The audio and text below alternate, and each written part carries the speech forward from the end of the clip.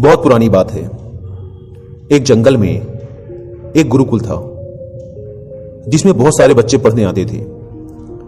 एक बार की बात है, गुरुजी सभी विद्यार्थियों को पढ़ा रहे थे, मगर एक विद्यार्थी ऐसा था जिसे बार बार समझाने पर भी समझ में नहीं आ रहा था। गुरुजी को बहुत तेज से गुस्सा आया और उन्होंने उस विद्यार्थी से कहा, जरा अपनी हथेली तो दिखाओ बेटा। विद्यार्थी ने अपनी हथेली गुरुजी के आगे कर दी। हथेली देखकर गुरुजी बोले, बेटा तुम घर चले जाओ, आश्रम में रहकर अपना समय व्यर्थ मत करो, तुम्हारे भाग्य में विद्या नहीं है। शिष्य ने पूछा, क्यों गुरुजी? गुरुजी ने कहा, तुम्हारे हाथ में विद्या की रेखा नहीं है।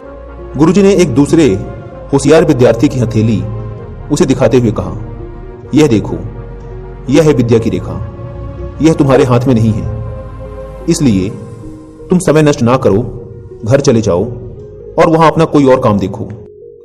यह सुनने के बाद उस विद्यार्थी ने अपनी जेब से एक चाकू निकाला, जिसका प्रयोग वह रोज सुबह अपने दातून काटने के लिए किया करता था।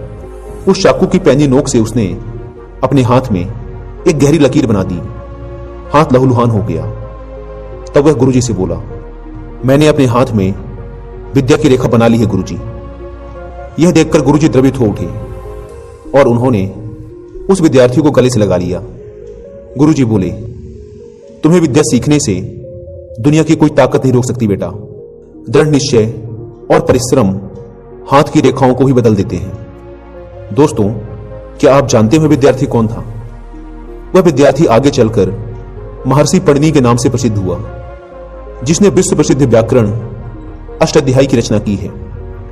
इतनी सदियां बीत जाने के बाद भी, आज 2700 वर्षों बाद भी विश्व की किसी भी भाषा में ऐसा उत्कृष्ट और पूर्ण व्याकरण का ग्रंथ अब तक नहीं बना। तो दोस्तों, इस कहानी की शिक्षा यह है कि लोग चाहे जो भी बोलें, हम हर एक को गलत साबित करते हुए अपनी लगन और परिश्रम के दम पर जो चाहें वो सब कुछ हासिल कर सकते हैं।